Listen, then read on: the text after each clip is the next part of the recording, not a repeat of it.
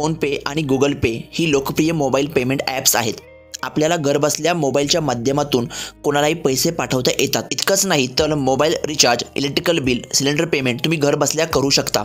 आधी फोनपे तसेच गुगल पे यांची सेवा विनामूल्य होती, परंतु आता फोनपे नंतर गुगल पेने देखील मोठा निर्णय घेतला आहे.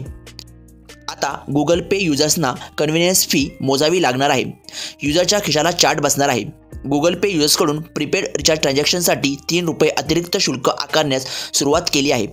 ₹100पर्यंतच्या मोबाईल रिचार्जवर कोणतेही शुल्क आकारले जाणार नसल्याचे कंपनीने स्पष्ट केलं आहे. गुगल पे हे देशातील दुसरे सर्वात मोठे पेमेंट ॲप असून सुमारे 6 कोटी युजर्स त्यांचे आहेत. गुगल पेने आता प्रीपेड रिचार्जवर कन्व्हिनियन्स फी आकारण्यास सुरुवात केली आहे. आधी ही सर्व्हिस पूर्णपणे विनामूल्य होती. आधी गुगल पे ही रक्कम टेलिकॉम ऑपरेटरकडून वसूल करत होते.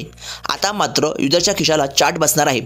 गुगल आता थेट भारतातील डिजिटल पेमेंट इकोसिस्टमकडून मोठी कारवाई करू पाहत असल्याचे बोलले जात आहे.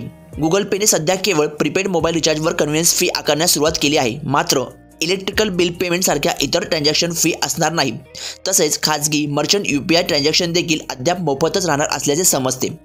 गुगल पेने कन्व्हिनियन्स फी आकारण्यास सुरुवात केल्याचे अधिकृतपणे कुठेही जाहीर केले नाही. मात्र कंपनीने 10 नोव्हेंबर 2023 रोजी आपल्या टर्म्स अँड सर्व्हिस गुपचूपपणे अपडेट केल्या आहेत.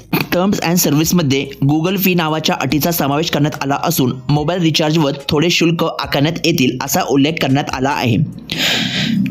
दरम्यान काही महिन्यांपूर्वी फोनपे आणि पेटीएमने मोबाईल आणि इतर रिचार्जवर कन्व्हिनियन्स फी आकारण्यास सुरुवात केली होती.